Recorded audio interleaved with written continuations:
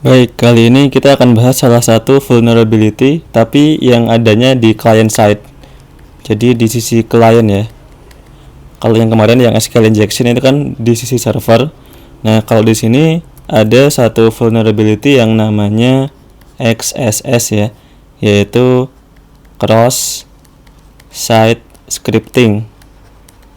Jadi vulnerability ini menyerangnya usernya. Jadi jalannya itu kita bisa menjalankan sembarang script JavaScript di sisi kliennya. Jadi di sisi pengguna ya. Oh iya, kalau di sini saya pakai browsernya Firefox ya. Karena kalau di Chrome itu kadang XSS-nya nggak jalan gitu. Jadi di Chrome itu ada semacam proteksi sederhana untuk XSS.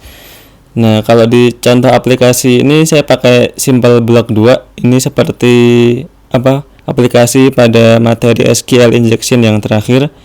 Di sini ada fitur cari posting ya. Kita masukin tes misalnya 0 hasil. Kita masukin web misalnya ketemu hasilnya ya. Nah, di sini ada sesuatu yang bisa kita perhatikan nih. Ada apa? Input kita kan masuk sebagai query string nih ya. Dan ini input kita kan web ini, dia ditampilkan lagi di halaman webnya nih. Ya, jadi web di input query string tampil lagi di halaman web. Nah, ini kalau ditampilkan tidak dengan benar, ini bisa menjadi celah XSS. Ngetesnya gimana? Nah, ini kan tampil di HTML ya. Gimana kalau kita tambahin misalnya di sini tambahin HTML nih. Misalkan kasih U ya. U ini berarti underline ya, garis bawah. Maka tampilnya nah ini. Sekarang input kita di render ke halaman web apa adanya ya. Jadi kalau ini kita kasih HTML underline, tampil di sini pun jadi ada underline-nya gitu. Nah, tapi kalau seperti ini aja kan cuma mengubah tampilan ya. Gimana kalau ini kita isi dengan suatu script? Nah, ini kalau kita lihat source code-nya. Jadi ini ya, input kita itu benar-benar di-render apa adanya di HTML gitu. Nah, gimana kalau kita bikin suatu script JavaScript nih? Jadi script ini ya, dalamnya apa? Misalnya yang gampang alert ya. Alert tes misalnya.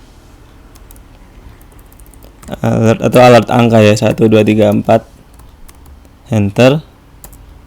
Nah, tampil 1 2 3 4. Berarti apa?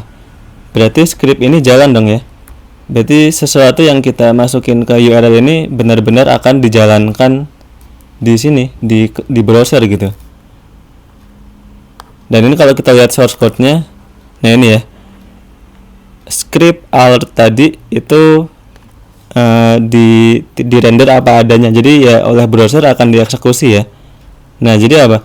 Kita bisa mengeksekusi sembarang script di sisi klien, di sisi user yang mengakses web ini gitu. Nah, ini yang biasanya disebut sebagai ini ya, reflected XSS gitu. Karena apa? Karena parameter input itu direfleksikan ke output HTML-nya gitu. Nah, kalau gini doang bisa buat apa ya? Nah, ini bisa buat apa?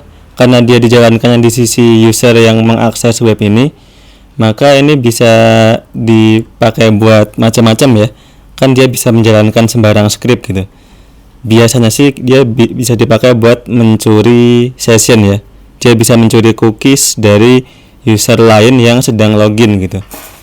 Nah, tapi mungkin bisa juga ini buat semacam social engineering ya. Jadi misalnya kita bikin form seperti ini nih. Kita bikin form actionnya ke web itu ya. Ke web hackernya gitu, misalkan hacker.org. Kemudian nah dia suruh apa? Misalkan suruh masukkan password Anda. Terus ada inputan password ya.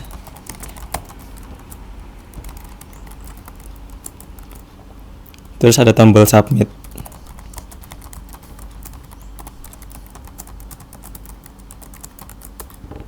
Nah, kalau gini apa?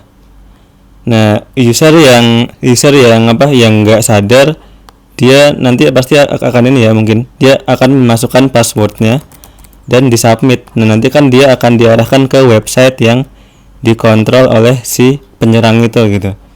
Jadi ini dia bisa buat social engineering, bisa buat semacam phishing juga ya, atau nge-deface webnya ini. Nge-deface dalam artian oleh user yang mengakses alamat ini gitu. Jadi triknya biasanya gimana? Alamat ini kan panjang nih. Nah, ini kita masukin misalkan ke service yang memperpendek URL kayak bit.ly ini ya. Nah, kita masukin ke sini. Terus nanti dapat link pendeknya kan, terus nanti si user itu diarahin ke link itu gitu. Sehingga nanti akan tampil web yang sudah dimanipulasi oleh si penyerang. Jadi misalnya ini di komputer lain ya, dia user lain, dia dapat link bit.ly tadi yang sudah dipendekin, terus dia kunjungi.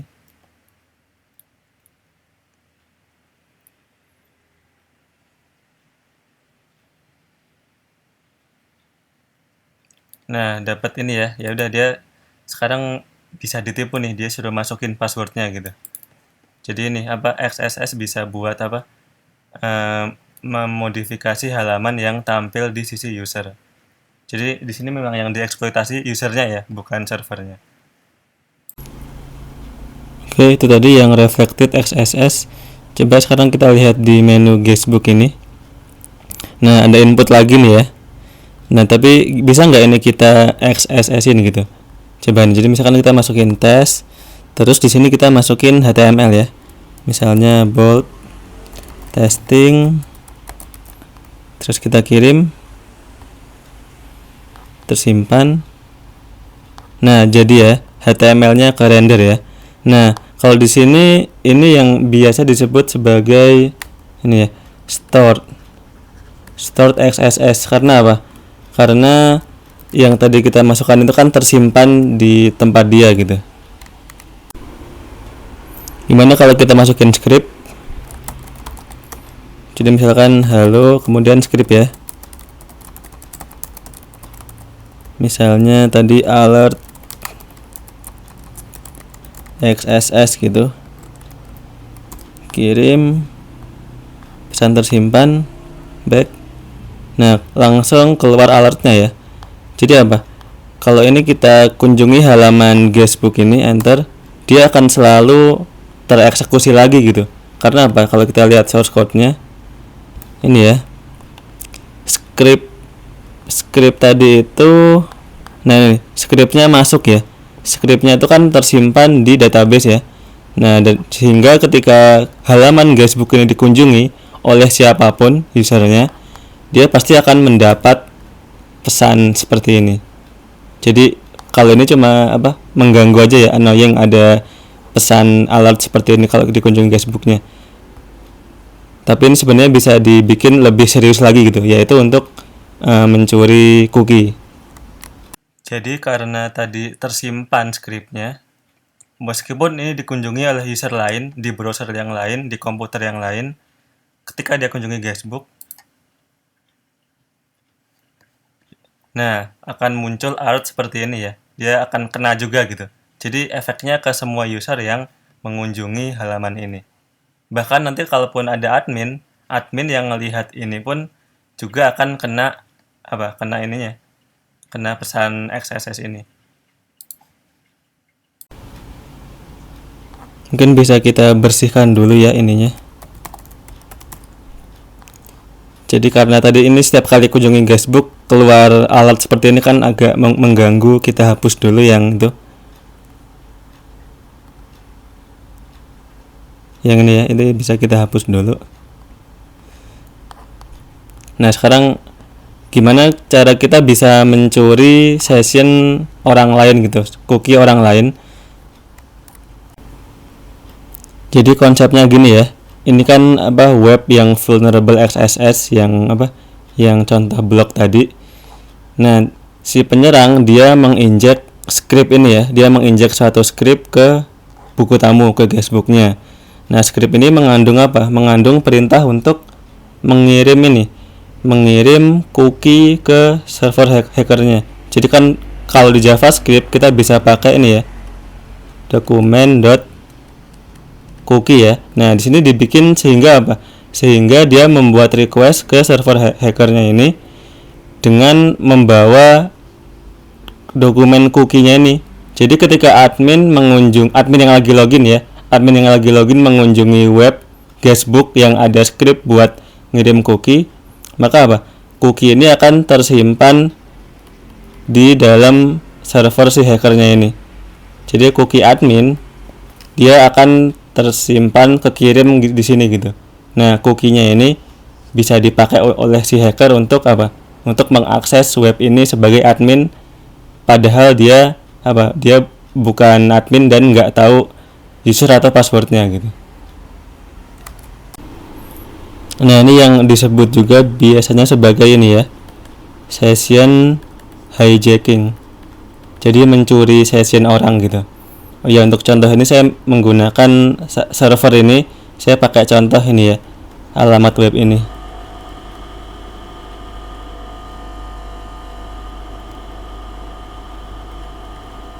Jadi kalau yang lain ini bisa pakai VPN sendiri atau yang lain gitu.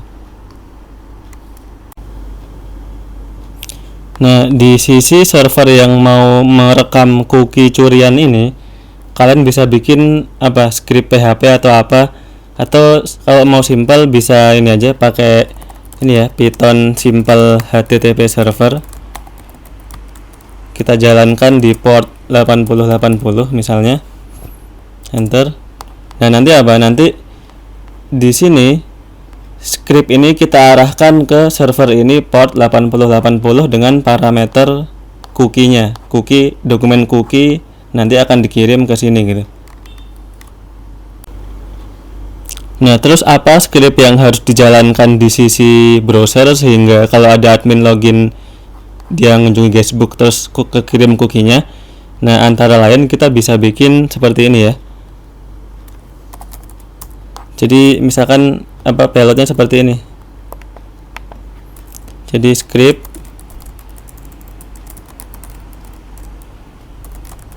nah, ini kita kasih kita kasih teks buang-buangan gitu ya di atasnya. Kemudian ini new image.src sama dengan, nah ini kita kasih ini ya, kita kasih alamat server yang mau merekam cookie tadi, 7217 misalkan ini 8080, tanda tanya cookie sama dengan, nah ini bisa bebas ya, kalian bisa bikin script PHP yang dia bisa nyimpen cookie di, nah sama ini yang penting, dokumen cookie.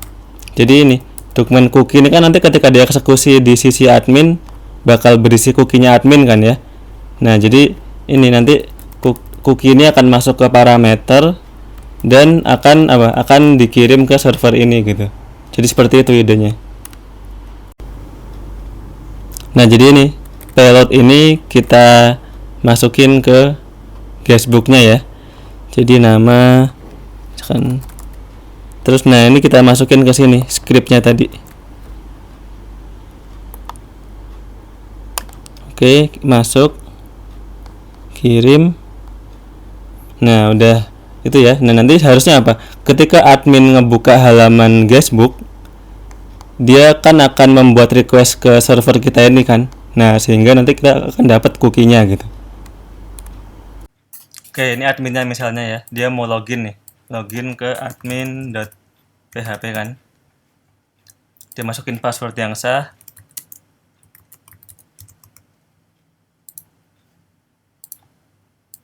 Nah, dia ada di halaman admin blog kan ya, terus dia ke homepage lagi misalnya, ke homepage, terus dia buka guestbook. Nah, ada hello admin ini ya. Terus dan script tadi itu akan tereksekusi karena script itu kan ada di halaman itu ya. Nah, sekarang kita bisa cek di server yang menerima cookie tadi gitu. Oke, ini di sisi hacker tadi lagi. Nah, kita cek di server tadi. Nah, udah ketahuan tuh. Ada request dari suatu tempat ya. Ini adalah alamat IP-nya ketika admin mengunjungi halaman itu. Dan apa? Ada ini ya, get cookie sama dengan php ssid bla bla bla. Ya udah, ini berarti apa? Ini adalah session punyanya admin.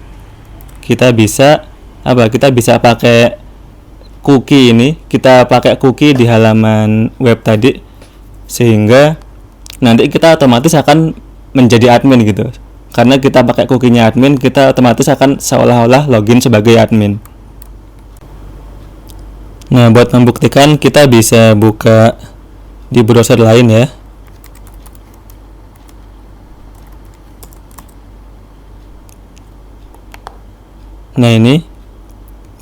Nah ini kan kita bukan admin ya, tapi coba sekarang kita masukin cookie tadi. Nah, ada pakai extension untuk ngedit cookie ya. Ini cookie lama ini bisa kita hapus, terus kita tambah cookie baru. Nah, kalau di sini ini adalah name-nya ya, jadi ini name dari cookie-nya, dan value-nya adalah ini. Kita oke. Udah masuk kan ya. Terus kita refresh halamannya. Nah, udah, sekarang kita admin ya. Kita cuma bermodalkan cookie curian tadi. Kita sekarang sudah bisa menjadi admin. Jadi gitu ya. XSS itu yang paling parah, kita bisa misalnya ini tadi session hijack. Kita mencuri session orang lain dan mungkin aja itu sessionnya admin gitu. Nah, untuk pencegahannya gimana? Kita harus perbaiki kodenya ya. Jadi ini data dari database itu jangan langsung di echo gitu ya. Jadi harus kita escape dulu. Biasanya apa? Kita bisa pakai fungsi ini, HTML entities ya. Seperti ini. Jadi jangan langsung dikeluarin gitu, jangan langsung di print, jangan langsung di echo kalau di PHP, tapi dimasukin seperti ini dulu. Ini contoh yang di guestbook tadi ya. Semuanya, jadi semua data yang mungkin itu berasal dari input user, itu ketika kita render di HTML harus kita escape dulu. Jadi misalkan yang nama ini juga ya, nama kan juga dimasukkan user ya. Jadi kita escape dulu. Tapi kalau tanggal kan dia otomatis nggak dikontrol user, jadi ini bisa aja kita abaikan. Tapi kalau mau lebih aman ya semuanya kita encode atau escape seperti ini. Nah, kalau seperti ini, kalau kita lihat lagi guestbooknya gimana? Nah ini, sekarang udah nggak ngefek ya. Tadinya kan ini jadi bold ya, tapi karena udah kita encode, kita escape, ya udah dia tampil ininya, HTML-nya tuh nggak di-render gitu. Sama juga, dan script itu juga jadi tidak ngaruh ya, karena scriptnya ini sekarang scriptnya menjadi teks di web page, bukan script HTML, karena sudah kita encode atau escape dengan contohnya di PHP ini ada HTML entities gitu. Baik, tadi tentang XSS dari mulai device halaman untuk user sampai bisa mencuri sessionnya user lain begitu.